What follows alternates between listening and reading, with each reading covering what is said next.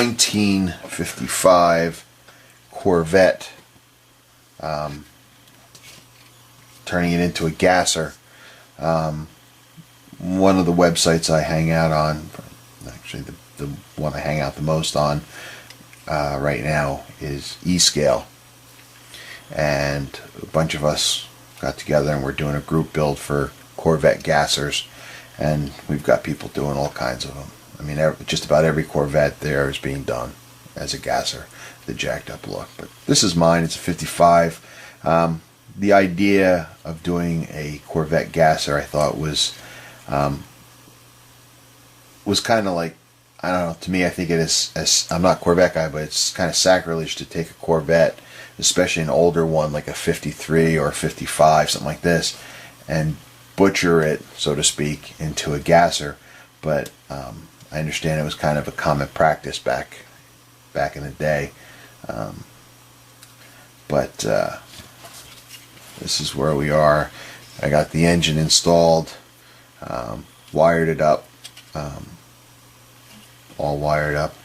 The interior, I'm not going crazy on it, but I just like the look, and what I really wanted is a Corvette with the nose high look, and kind of think that's what I've achieved here too. It kind of looks pretty cool to me. Pop this in place. You can see the suspension there is slung pretty low, so it really gives it that that nose high look that I'm going for. Somebody might argue that they don't go that way, whatever. It's not the point. The point of the build is just to get that nose up in the air, because it just looks so cool. The color on this, I gotta clean it up a little bit, but the color is pearl orange. I used pearl orange from Boyd. It's the first time I ever used a Boyd product, and it sprayed like a dream. I mean, I just really did. It really came out really fantastic, I think. So easy. But that's my Corvette Gasser.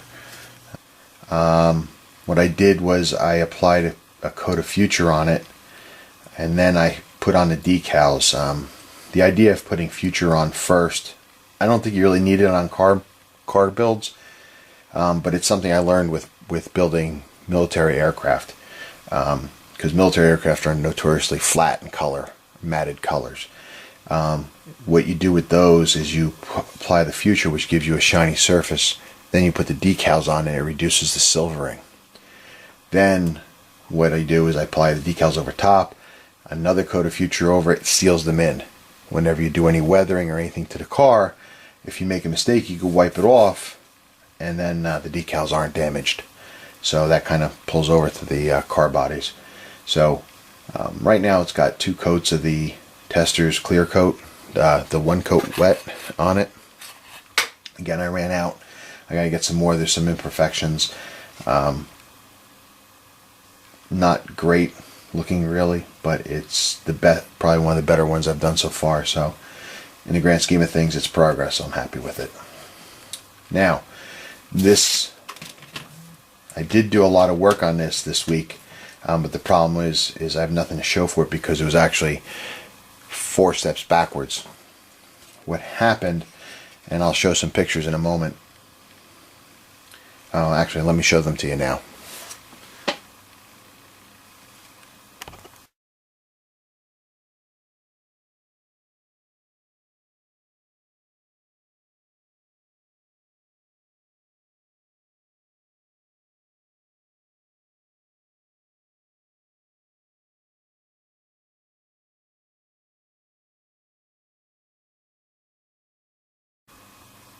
Okay, as you can see by the pictures, when I put the body on to fit it, see how things were going, the engine, turns out, was crooked and the velocity stacks were cantered to the right, and it looked horrible, as you could tell. Because of the length of time I've been spending on this car, I really thought about leaving it the way it was, but the more I thought about it, I just couldn't live with it. So what I ended up having to do, and I'll show more pictures of that, is I ended up having to remove the radiator support, pull out the motor, and on the motor mounts there is guide pins that mounted up to the motor mounts on the block. I had to shave the nipples off of that. He said nipples. I had to shave that out flat. This way I got a nice level surface to glue it to and put it all back together again. Now, when I fit the body in place,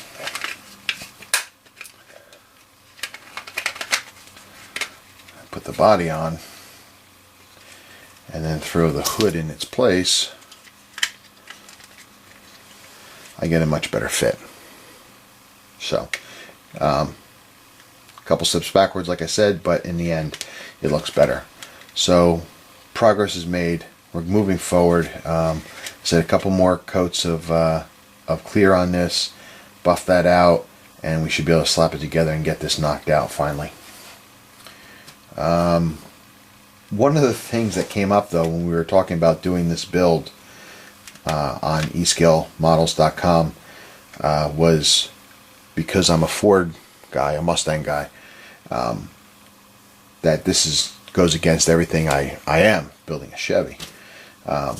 So a comment was made about putting a big block Ford in it, and I thought that's a great idea, but at the time I didn't have any. And I wasn't going to part out a motor from a Cobra or any of my other kits and leave it without, just to do this. It just seems silly to ruin a kit for that. Then an Elise came along. And at an Elise, as I showed you in one of my previous videos, I got myself a couple of these kits, these Revell engine kits. 427 Ford motor. Outstanding. Perfect. Just what I need. So, of course, the engine was already built, but I got this home and I couldn't wait to try it out anyway, so, because I've never used these kits before. So, pulled one out, I dechromed it, primed it up, got it ready to go, and started building it, and this is where we are so far with it. Okay, see that? Sorry.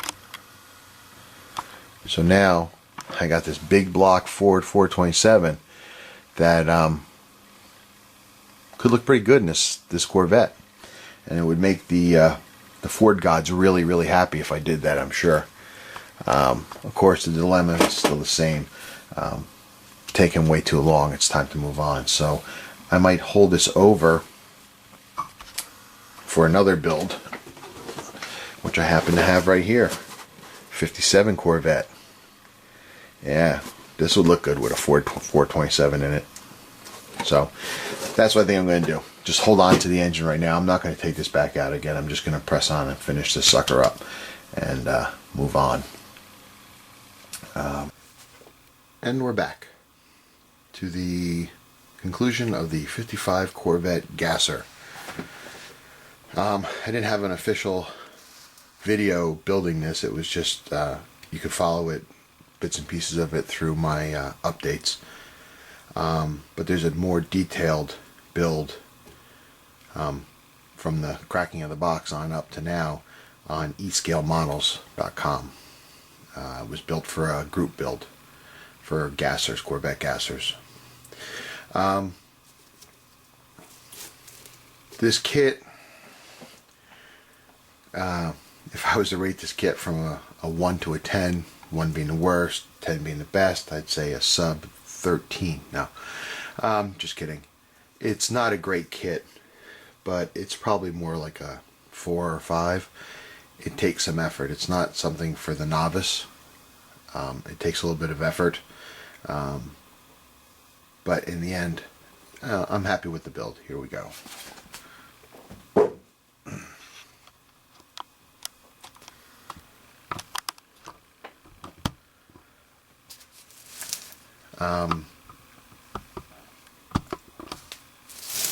Overall, I'm very happy with the kit, in the finished product, should I say. I got what I wanted. We were looking to build a classic Corvette into the nose-up gasser of the 40s and 50s, and I think that's what we got. So I have to say overall I'm pretty happy. One of the last things I found out when I got the wheels on was that the frame is a little warped, and now I've got this rocker. It doesn't really make me very happy, but I'm not going to fix it. It's just time to move on, and when it's sitting on the shelf, nobody's going to notice it. So something for me to watch out next time is check my frames. I don't know what else to really say. The color is Boyd Pearl Orange, or Orange Pearl, should I say, by Boyd. It's a great color to paint. I think it came out great.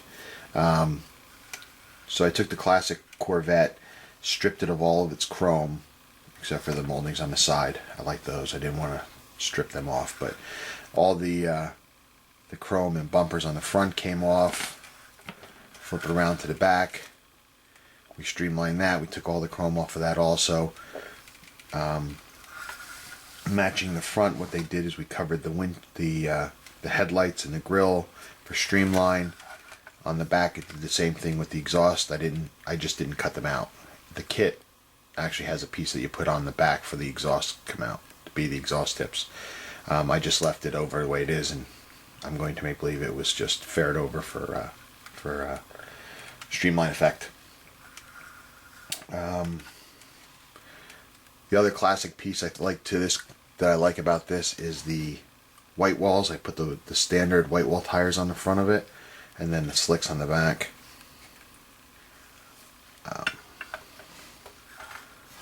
The interior, you can see, just standard interior. There's nothing really special about the interior.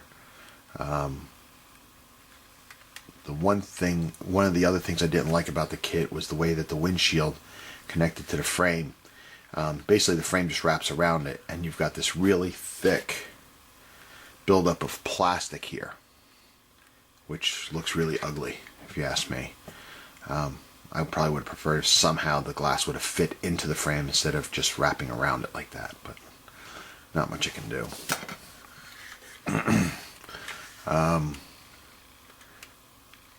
Fixed the engine. If you look at my review, you remember there was a problem I had with the engine. That's been fixed. It looks a lot better.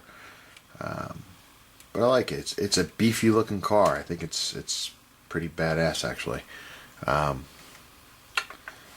didn't hook up the hinges on the hood either because I wanted to be able to remove it. I think it gives it a neat look. But there's the stock V8 that came with the kit, with the dual carbs, velocity stacks, and everything. The only thing I don't like about that is when you got the hood on like it was. Excuse me. If you put the hood in place, I don't think I would like to have seen the stacks come out of the motor more. I just think it would have given it a meaner, more of a badass look than it already has.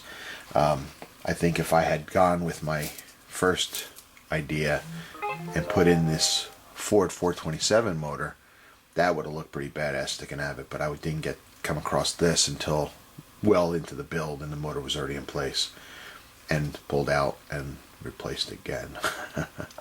But I think it would have looked really, really cool with this sticking out of the hood, but we'll save that for another build. Overall, like I said, it looks like a Gasser, so I got to say I'm pretty happy with it. It'll sit proudly on my bench or on my shelf with all the Mustangs, and hopefully soon there'll be some more Gasser Corvettes to go with it, because I'm on that kick. I've got the Badman done already. I've got this done now. I've got a T-Bird that I want to turn into a Gasser, and some other things, which you'll see soon enough, I hope. Other than that, that's it. I mean, the build took me a lot longer than normal, but as you're going to get used to, that's just the way I build, very slow. I wouldn't recommend it for everybody, like I said earlier. It's got its challenges. It really does. And This rocking is really driving me nuts as I'm showing you the car. Might have to throw it in the oven and heat it up and try to twist it back into place. Anyway, the 55 Gasser Corvette, that's what it is. It's done, and it's going to be time to move on to the next project. I appreciate all you people that are subbing to my channel and watching. Hopefully I have some more stuff to keep you guys entertained. Until next time, I'll see you later. Thanks.